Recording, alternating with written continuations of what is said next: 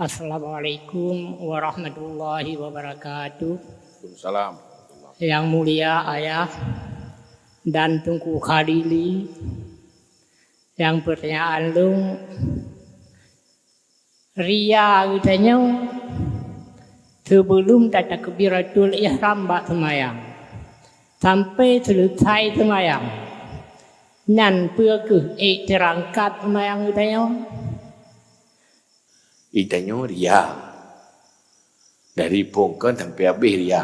Maksudnya dah semayang tidak hanya mau nganggo. 100% itu sandai ji hana urang ji hana semayang hana mau begitu hana urangnya bid hana semayang. Ukurannya ria. Ya kan? Dari gede hana dadu semayang dah semayang tadi. Yang penting pelimah bagainya.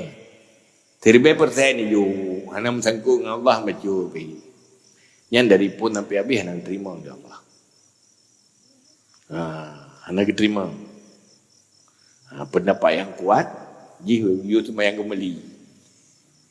Hanjur semayangnya, hana ikhlas baju. Ladung kan ria 1%. Nah ria wa prima. 25%. Nah ria 50. Nah ria 75. Yang beda-beda lagi. Ladung nari ikhlas pak pun duduk ria. Nanti pak pun butuh-butuh itu mayang karena Allah Ta'ala duduk kata orang. Ya kagak fit dalam. Hana ria. Maksudnya ya menyusul tu tiga rukuk tiga sekai.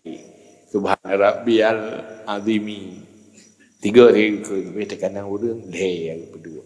Yang warga nanti yang penting warga yang jatah orang yang kerana Allah kerana manusia. Yang mereka mati sujud, metiga anak ke subhana rabbiyal a'la kun pung rupung berdua. Begitu nak orang tujuh ke berdua. Man tujuh ke anak je kubur. Karena beba tujuh ke karena di ria. Cuman timbangan je yang pai tahu kira ni. Kita yang pada pada kira-kira hajurnya saya roi 50% aja kubur.